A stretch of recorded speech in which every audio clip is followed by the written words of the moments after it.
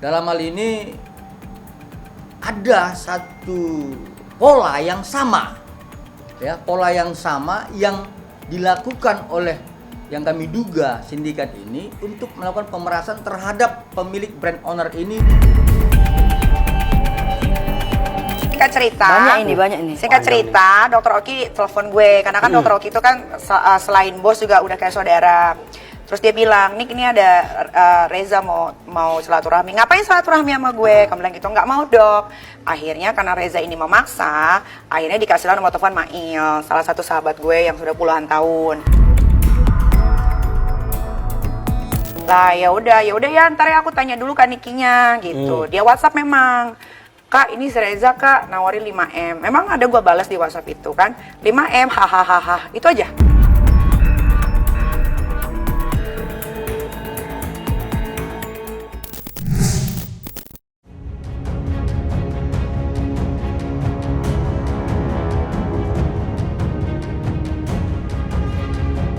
Kabar ditetapkannya Nikita Mirzani sebagai tersangka dalam kasus dugaan pemerasan dan tindak pidana pencucian uang yang dilaporkan Dr. Reza Gledis seperti tidak ada habisnya menuai sorotan tajam jagat maya. Bagaimana tidak, seiring berjalannya waktu, fakta-fakta baru bak tiada hentinya menyeruak luas di media sosial. Salah satunya adalah kemunculan video rekaman suara yang digadang-gadang berisi bukti dugaan pemerasan yang dilakukan oleh Mail terhadap Dr. Reza Gledis. Menanggapi semua itu, Nikita pun akhirnya muncul dan menceritakan apa yang sebenarnya terjadi menurut sudut pandangnya melalui sebuah konten media sosial. Lantas, seperti apa penjelasan Nikita Mirzani? Serta, sudah tepatkah pula langkah kepolisian menetapkan Nikita sebagai tersangka? Gue memeras dia, padahal inti ceritanya adalah dia itu nyari gue karena gue punya salah satu produk dia yang berbahaya yang ada jarum suntiknya yang tidak boleh diperjualbelikan di e-commerce karena kan kalau ada jarum suntiknya berarti kan lo harus melakukannya di klinik atau sama orang-orang yang berkompeten ya kan, tapi dia jual di e-commerce berarti kan bisa dipakai sama orang-orang yang tidak mengerti apa-apa, pokoknya lo pakai aja karena katanya bisa glowing, bisa sehat mukanya apa segala macam. Nah gue punya, dia tahu, terus dia mencarilah nomor telepon gue ke teman-teman terdekat gue. Nah dia ngubungin Dokter Oki, dia ngomongin Dokter Oki berkali-kali sampai puluhan kali tuh ada kan di WhatsAppnya sama Dokter Oki nggak direspon. Tiba-tiba karena dia mendesak terus, akhirnya direspon, ditanya kenapa teh, dipanggilnya teteh kan. Kok nyari-nyari Nikita mau ketemu gitu kan, iya aku mau ketemu dong, mau silaturahmi. Mas kalau misalkan dia tidak menjual barang berbahaya, skincare berbahaya, untuk apa cari Nikita Mirzani? Singkat cerita, banyak ini. Singkat cerita, Dokter Oki telepon gue karena kan Dokter Oki itu kan selain bos juga udah kayak saudara. Terus dia bilang, Nik ini ada Reza mau silaturahmi. Ngapain silaturahmi sama gue? Kamu bilang gitu, nggak mau dok. Akhirnya karena Reza ini memaksa, akhirnya dikasihlah nomor telepon Mail, salah satu sahabat gue yang sudah puluhan tahun. Apakah ini sindikat? Kan begitu ya. Pemerasan ini Kami tetap melakukan dugaan bahwa ini adalah merupakan sindikat. Reza nelponin Mail terus. Mail tadi nggak mau angkat, tapi telepon ke beberapa diangkat, ditanya ini siapa, bla bla bla gitulah ya. Ini Dokter Reza, aku mau dong diketemuin sama Kak Niki. Ini sesuai sama rekaman 9 menit yang si Reza Ratu Flexing ini rekam dan sudah dijadikan barang bukti di Cyber Polda. Dan gue dengar, alhamdulillah dia rekam, karena dari rekaman itu jelas sekali tidak ada pemerasan atau pemaksaan, apalagi pengancaman. Karena dari awalnya bilang, Kak aku mohon dong mau diketemukan sama Kak Niki, karena aku sudah 1 bulan lebih tidak jualan. Soalnya apapun yang Kak Niki omongin, apalagi dia posting, pasti orang percaya. Dalam hal ini ada satu pola yang sama, ya, pola yang sama yang dilakukan oleh yang kami duga sindikat ini untuk melakukan pemerasan terhadap pemilik brand owner ini. Nah, udah gitu ya kan, terus terjadilah pembicaraan 9 menit itu. Mail dipaksa intinya untuk menyebutkan nominal, ya kan, dia dipaksa untuk menyebutkan nominal. Si Reza ini bilang, udah Il nggak apa-apa, sebutin aja harganya berapa gitu kan. Mail udah bilang tuh di telepon, nggak mau, nggak enak. Dia bilang, nggak apa-apa, siapa tahu aku bisa, katanya. Ya udah, karena Dokter Reza memaksa katanya gitu kan, ya udah aku sebut ya, tapi aku nggak enak nih tetap begitu. Ya udah 5M katanya gitu kan. Ya sudah, dari 5M, ini gue cuma cerita di sini ya. Ini jangan ada yang diedit, gue minta tolong banget ya. Nah, lu karena biar terang-benderang. Karena soalnya beberapa yang menganggap gue musuhnya menyebarkan rekaman itu tapi dipotong-potong akhirnya bisa membuat menggiring opini publik yang tidak-tidak ya kan. Nah jadi karena si Mail ini dipaksa untuk menyebutkan harga, terus Mail sebut 5M gitu kan. Oh 5M ya Il, bisa nggak dinego? Kata si Reza gitu. Kalau pemerasan kan nggak ada nego dong harusnya. Betul. Ya kan? Ya, setuju. Ya udah kata Mail, tapi tunggu dulu dok, ini tuh untuk apa? Untuk menutup mulutnya Nikita Mirzani. Dia bilang gitu. Iya Il, tolongin biar aku nggak di-review produknya yang ada di Kak Niki. Dia bilang gitu. Lah ya udah ya ntar ya aku tanya dulu Kak Nikinya gitu. Dia WhatsApp memang. Kak ini si Reza kak nawarin 5M. Memang ada gua balas di WhatsApp itu kan. 5M hahaha. Itu aja. Pada intinya bahwa kami dari penasihat hukum sangat yakin dengan apa yang kami majukan. Sudah, itu aja. Dan ini sindikat, bukan kami sindikat. Nah, terus akhirnya Mail nggak telepon karena kan Mail biar tapi dia punya harga dirinya lebih tinggi dari gue. Ya, jadi dia nunggu si Reza itu menelpon balik ya kan. Akhirnya ditelepon balik. Il, ini udah deal ya. Aku udah ngomong sama suamiku. Bisa nggak ditawar jadi 4M? Oh, terserah dokter aja gitu. Tapi dokter beneran nih pengen tutup mulutnya Kak Niki. Diperjelas lagi di situ gitu. Iyalah aku mau damai-damai aja biar aku bisa jualan. Lagian dokter gimana sih? Masa dokter jual senjata berbahaya? Iya, yang dibeli Kak Niki itu udah aku tarik semenjak dia udah dapetin itu di e-commerce. Kan aneh. Itu ada loh di rekaman 9 menit.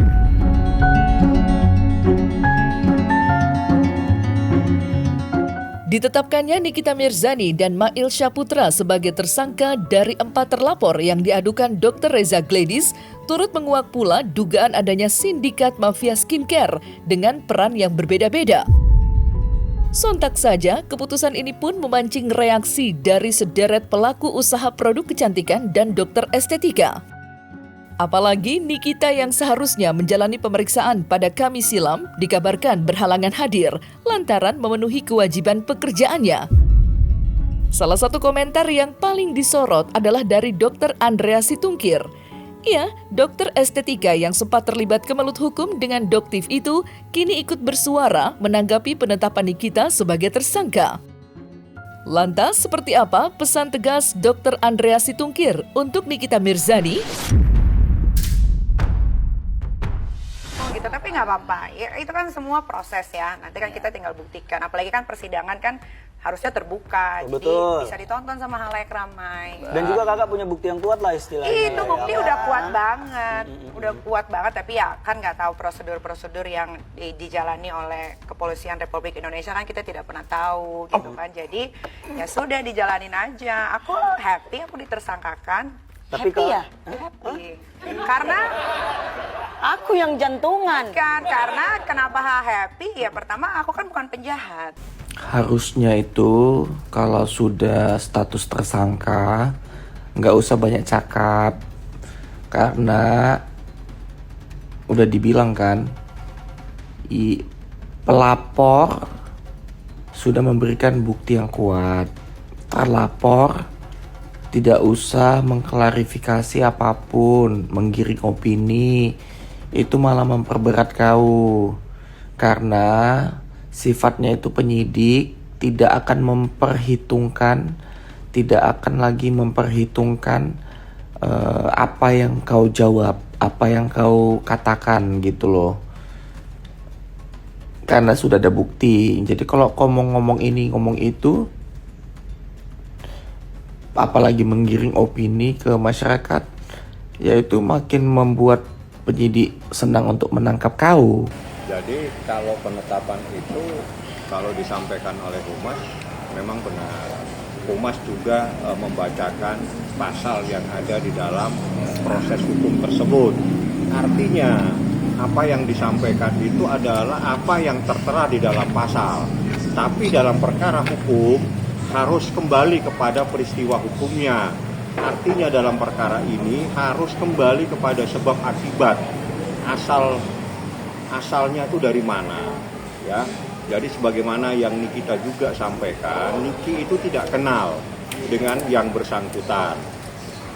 Mail pun tidak kenal, tapi mereka yang menghubungi terlebih dahulu, termasuk Mail berapa kali dihubungin, kalau nggak salah lebih dari 1 kali, dan dia sendirilah yang berkomunikasi dan menawarkan. Pada detik terakhirnya dia menyatakan, tolong diingatkan supaya kalau sudah November, seingat saya ya, itu tolong diingatkan supaya dia akan bisa membayar kembali.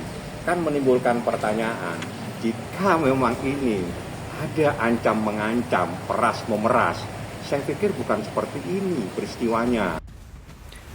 Jadi kalaupun ada kuasa hukummu itu harusnya jangan lagi kau ajarin untuk menggiring.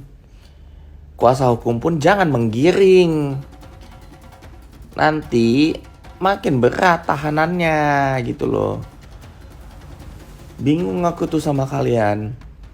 Kalian giring lah, polisi dibayar, inilah segala macem.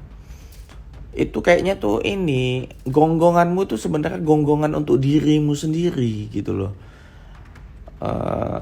Suka kali entah apa-apa yang kau bilangin, polisi dibayar lah, nggak adil lah. Kok nggak adil? Maksud kau kalau kau kriminal kau dilepaskan gitu? Mana mungkin kau kriminal dilepaskan? Buktinya udah kuat, blow on kali kau memang.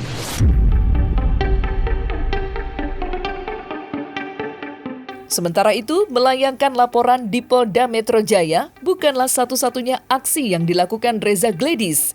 Pasalnya, Reza Gladys bersama sejumlah dokter estetika dan pelaku usaha produk kecantikan juga telah menyambangi Komisi 9 DPR RI guna menuangkan keluh kesah dalam rapat dengar pendapat yang diselenggarakan pada tanggal 20 Februari 2025 silam.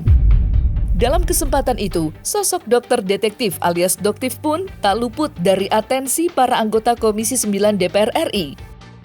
Di mana mereka meminta pihak kepolisian untuk memeriksa Doktif lantaran aksinya yang disebut-sebut patut dicurigai.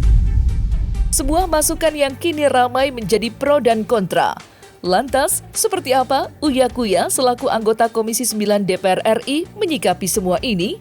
Serta bagaimanakah pula saran Uya Kuya untuk Doktif? Nah gini nih saran gue nih, ini enak nih ya.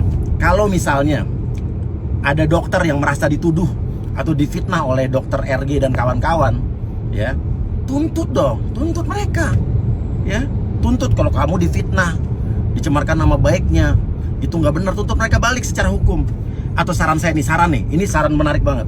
Kalau perlu tantang mereka, ya dokter RG dan suaminya ini untuk putar dan perdengarkan buktinya, videonya, rekamannya di depan publik, masyarakat biar melihat, menilai semua yang benar siapa. Jangan takut, bro, gue nih tantang aja. Ayo, gue nggak bersalah. Kalau perlu putar di depan publik, wartawan datang, buktikan kalau emang nggak salah. Kalau lo nggak salah juga pasti gue bela kok, bener. Ini bener, nih gue sumpah nih pasti gue akan bela yang bener. Kemarin kan konteksnya itu kan ada orang yang mengaku diperas. Ya, katanya dengan membawa-bawa nama DPR dan BPOM, ada seorang oknum dokter yang katanya meminta sejumlah uang 2 juta Singapura dolar. Ya wajar lah mereka ngomong begitu. Saya tanya, siapa orangnya?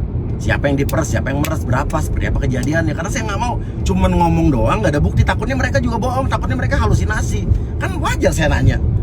Dan for your information, FYI, ya, saya sudah mendengar loh, ya, bukti-buktinya, voice note, chat, bukti rekaman, video, CCTV. Jadi saya juga nggak mungkin percaya begitu aja. Dan saya udah lihat, tapi saya nggak mungkin ngomong di sini. Biar aja. Itu katanya buktinya udah diserahkan ke Polda Metro Jaya dan pasti akan diputar di pengadilan nanti. Ya, yang jelas kalau ada skincare berbahaya, ya atau apapun yang berbahaya atau apapun ya, apalagi membahayakan kesehatan masyarakat, harus diberantas. Bubarkan. Kalau perlu tutup pabriknya, itu biar itu tugas BPOM dan polisi. Gua akan kawal sebagai Komisi 9, ya. Tapi kalau memang juga ada ya upaya pemerasan, ya itu juga ya jangan dinormalisasi. Pemerasan juga harus diberantas, apalagi pemerasan yang berkedok review atau apapun. Ya kan? Nah, itu skincare bermerkuri juga sikat.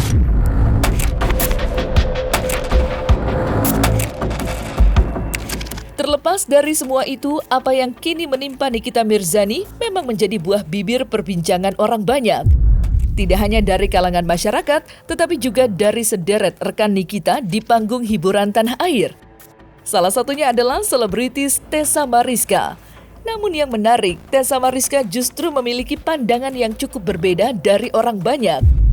Lantas seperti apa Tessa Mariska menyaksikan ramainya huru-hara polemik skincare yang kini berujung dengan penetapan Nikita sebagai tersangka?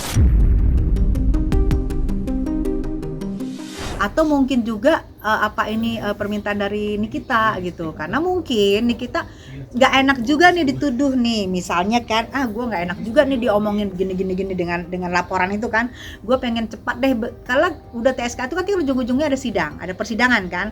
Mungkin kalau menurut aku positifnya mungkin Nikita mau nih cepet supaya sidangnya juga cepet, supaya bukti-buktinya nih masih ada nih, masih seger nih, segera gue keluarin nih bukti-bukti nih kan gitu kalau aku.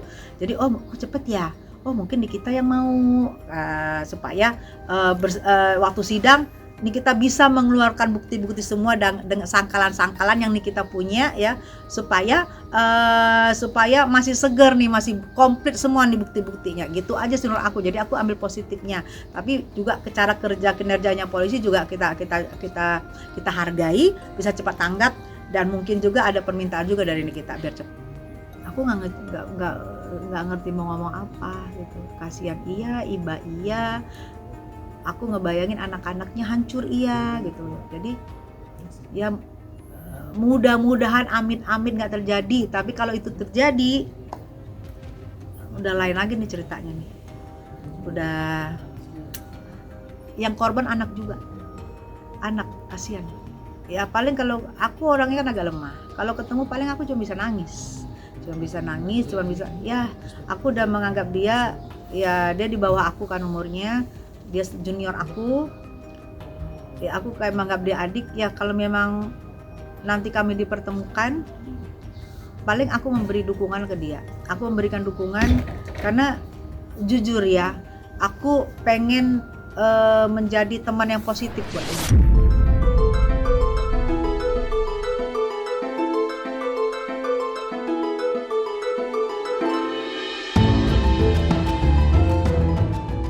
Nah, selesai sudah Cumi Lovers? Saksikan terus Cumi Camp In Depth, kabar lengkap, mendalam, dan akurat dari narasumber terpercaya. Dan jangan lupa untuk like, subscribe, dan juga share channel YouTube Cumi Cumi.